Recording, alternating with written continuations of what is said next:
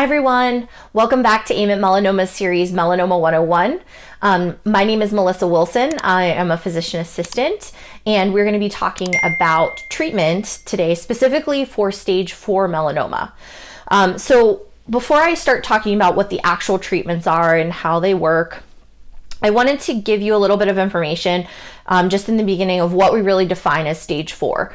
So stage 4 melanoma is melanoma that has spread beyond the regional lymph nodes to a distant site. So this could be, really a good example would be if you had a melanoma on your face, the regional lymph nodes would be the lymph nodes in front of or behind your ears, in the neck region, or really above your clavicles or your collarbones. That's really regional spread. So if you develop then a lymph node underneath your armpit or in your groin, in your abdomen, that would really define distant spread. So this is melanoma that's kind of gone beyond the yard that's fenced in and is now somewhere else in the body. This stage 4 also can be, besides lymph nodes, it can be spread to a distant site like the lungs, the liver, any of your internal organs in your abdomen, your bone, your spinal cord, your brain. So it's really spread far outside where it started on the skin, for an example. When your oncologist is looking at further microstaging, which is called pathologic staging, which we talked about in the earlier videos about treatment, they really break metastatic disease in stage 4 into 4 different categories. So it's A, B, C, and D. So M1 or metastatic A is spread to the skin, like cutaneous metastases are how they're sometimes described, soft tissue spread, or lymph node involvement. That would be M1A. M1B or MB would be spread to the lung. C would be spread to the internal organs, for example, like the liver, the kidneys, the spleen. And then M1D is spread to the CNS, which would be the brain or the spinal cord. One thing to keep in mind is that stage 4 disease, some patients present with distant metastatic disease. These people never were diagnosed initially with a primary melanoma, and they really present with already melanoma that is spread.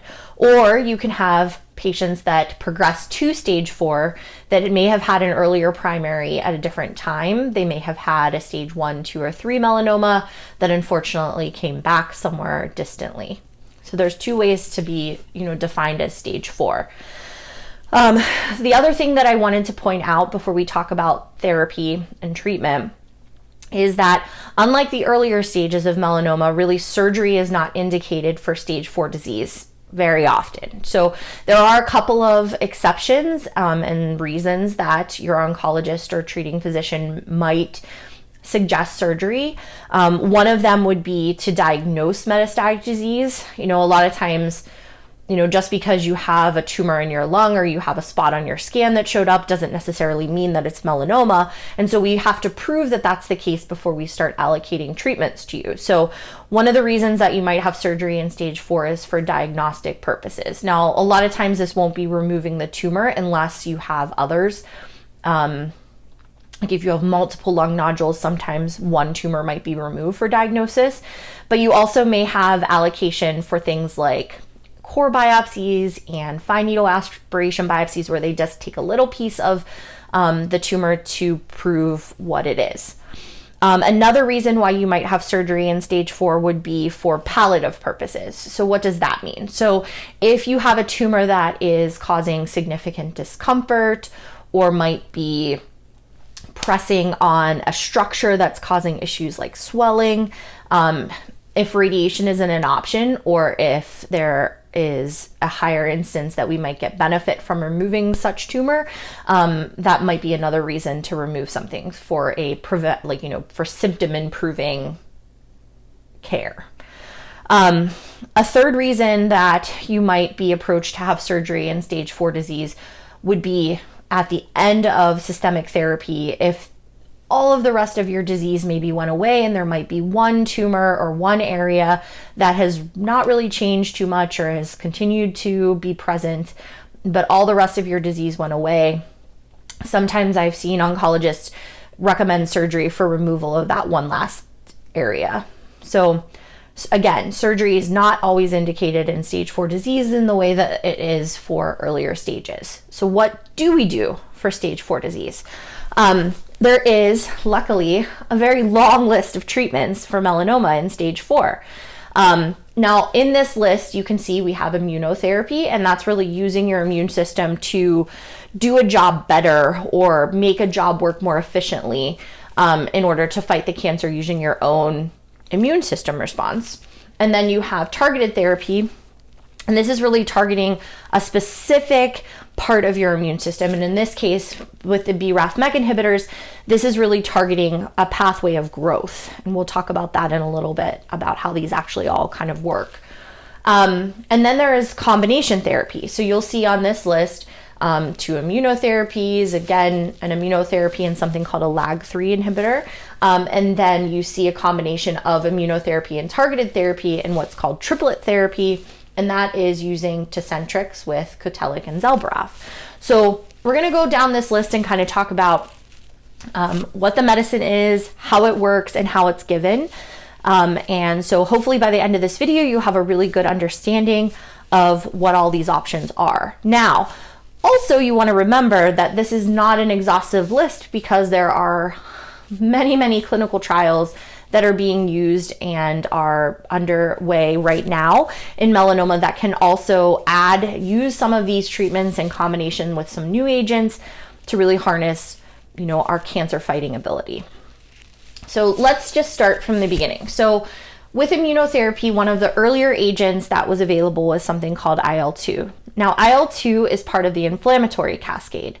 So what the inflammatory cascade is it's your body's way of alerting your more specific side of the immune system that something needs to be done and that we need help. So it's really more of a signaling pathway to tell your immune system that it needs to wake up and help. IL-2 is an agent that is given IV. It is given in the context of the hospital because, as you can imagine, when you generate an inflammatory cascade, it's very nonspecific. So it can cause inflammation in multiple areas of the body. So really, IL-2 patients need to be monitored on a cardiac bed. They have to have things like their liver functions monitored because that inflammation can occur really in any body system. IL-2 really isn't used as often anymore, and part of this is because the benefit of the drug doesn't really outweigh all of the side effects, and the fact that these patients have to be admitted to the hospital for multiple days in a row. They receive this IV treatment several times in a day, so it can be extremely toxic, and so IL-2 really in this context is not being used too much anymore for melanoma. And then you have the PD-1 inhibitors. So what do they do? So we're going to switch places over here and kind of use this tumor as an example to kind of try to explain how these drugs work a little bit better. I also made a video a while back about chemotherapy versus immunotherapy. I use props. It makes it very easy to understand a little bit better if you're a visual learner how these types of drugs work. But for this whiteboard video, we have to use pictures. So if this is the tumor, it has a bunch of little ligands or arms sticking off of it that kind of tell the immune system I'm supposed to be here, or I need to be marked to be destroyed, or you can ignore me. So there's lots of little arms poking off of tumors, well, all your cells, but in this instance, tumor cells, to try to help your body understand what it's supposed to do with it. So in this case, it has a arm that is called PD-1. And what happens is that the tumor will bind to this little arm and tell the immune system that it doesn't need to bother with it, that it's basically something that it can ignore. So it's sort of like masking the immune system in this instance. So what anti-PD-1 does is it actually blocks this interaction. So you can see with the tumor, it's telling this T cell, go to sleep, you don't need us. We are not in your realm, you don't need to attack us, nobody cares. So what anti-PD-1, which is Keytruda and Opdivo, does is it actually binds in this place So you get anti-PD1, and it blocks this interaction, and it tells this T cell, like, wake up, it's time to help us, go get some help. And so it actually, for lack of a better description, it unmasks the tumor to the immune system. So it says, here it is, come get it, it's time to go. So this is how PD1 acts on the tumor. In a similar way, sometimes the tumor can evade the immune system by suppressing the T cell response. So what should happen is that the tumor should generate an immune response. It should call the T cells or the specific lymphocytes to come to the area and attack this tumor. So that's what the job of the immune system is. But the tumor is really smart, and so what it does is it suppresses this T cell response. So a couple T cells might come, and then it's like, okay, we're good, you can ignore me now. So much in the way that it's trying to get the T cells to ignore the tumor by binding to the PD1 site, it also will bind to something called CTLA4. And so we made a drug that's called anti-CTLA4. And so similarly, it'll bind to this little arm, and that tells all these T cells to keep coming because the signal to suppress them is no longer there. So it's like taking the brakes off of your immune system. So instead of sending 2 or 3 T cells, it's going to just T cells, T cells, T cells, T cells, and more fighter cells are going to come to the area to really attack this tumor. So that's how Yervoy works. To go back to anti-PD1, so Keytruda and Opdivo are given IV as well. They are given either every 3 weeks, which is Keytruda, or every 4 weeks, which is Opdivo. It generally takes about 30 minutes for this drug to be infused. And so it's a pretty easy administration of medication.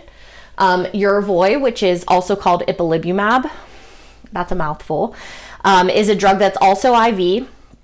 And that is to allow the T cells to continue to come. And Yervoy is also given IV. It's given every 3 weeks. It takes about 90 minutes to give that infusion. The way that it was approved initially, it was to be given every 3 weeks for 4 doses, and then every 12 weeks for the remainder of a year. When it's used in combination down here with Opdivo, both drugs are given every 3 weeks, IV, but then only the nivolumab or the Opdivo part is given after those 4 initial doses of the combination, just once a month. So that's how the combination of Opdivo and Yervoy work together. There's another combination that works very similarly, and that's called Opdualag. And what that is it uses an anti-PD1 inhibitor, which is Opdivo, along with a drug called LAG-3. And so this combination is also given every 3 weeks, also given IV. It is also an immunotherapy. So that's one of the combinations for immunotherapy. Another drug that is used and is approved for uveal melanoma is a medication called Kimmtrex. This otherwise is known as tebentafusp. And what the basic way to kind of tell you how it works is that it works as a double magnet. So it pulls the tumor and the T cell together. And you can see that from this graphic. So this is Kimmtrex, it's GP100, and it helps to pull the immune system and the tumor together so that they can interact. This is only given in uveal melanoma. This is not a medication that is for cutaneous disease, but it is a stage 4 treatment and it is for melanoma. So I wanted to make sure that we included it. Another agent that is under the immunotherapy category is a medication called Imlygic. It's otherwise known as Tvec. And the way that it works is it's an actual injection that you give directly to the tumor. So a lot of times this is utilized in skin metastases or lymph nodes that can be clinically palpable or felt on the skin, somewhere on the body. They're really for agents that can be easily accessible to inject. So what happens is that you have an oncolytic virus that has a melanoma treatment either attached to it or within it. And so what happens is this is injected directly into the tumor, and then the T cells, which are these little blue guys, they actually come into the tumor to attack the virus, but also at the same time then attack the tumor. So it's a really great way to harness the immune system directly to a site, and really bring the immune system to the place where you need it to work. So that's IMLYGIC. So the next category of agents that I want to talk about is targeted therapy. So targeted therapy, in this instance, we're going to be talking about the BRAF and MEK inhibitors. There are actually 3 on the market now in combination. You don't really see BRAF given by itself anymore. It's given in combination with a MEK inhibitor almost exclusively in clinical practice. The 3 different combinations are Cotelic and Zelboraf. Those go together. Braftovi and Mektovi. Those go together. And then there's Tafinlar and Mekinist. At the end of the day, each one has its own set of side effects. We'll talk about that in a different video. But they all really work the same way, which is to block the BRAF and MEK pathways for growth. So what do these do? So in patients that have the mutation for BRAF, now the only way that these drugs work is if you have a mutation. It's present in about 50% of melanomas that are from the skin. It's a test that is done by pathology. It can sometimes be done from blood as well, but it's a test that your oncologist has to order, specifically looking for the result. And what it does is when you have a tumor, it goes from this side and it wants to get bigger. So that's its goal. And in every cell of the body, there's a signal that tells the cell to grow. So it's grow, grow, grow. So it's on a regular interval. Every time that the cell gets the signal, it decides that it needs to grow.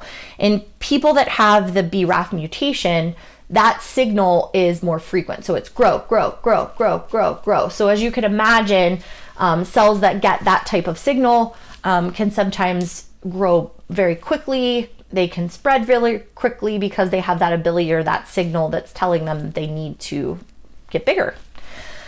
And so what the BRAF and MEK inhibitors do is that they actually block this growth pathway so that it can't receive the signal that tells the tumor that it wants to grow. And so over time, what happens is without this growth signal, this tumor kind of starts to recede away and eventually, hopefully, dies.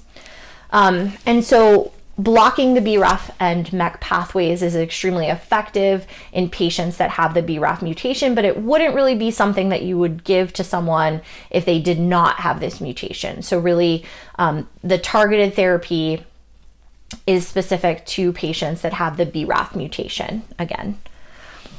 So the only other combination therapy that we really haven't talked about at all utilizes both immunotherapy and targeted therapy, and that's with 3 drugs together. One is called Tecentriq. Tecentriq is a PD-1 inhibitor.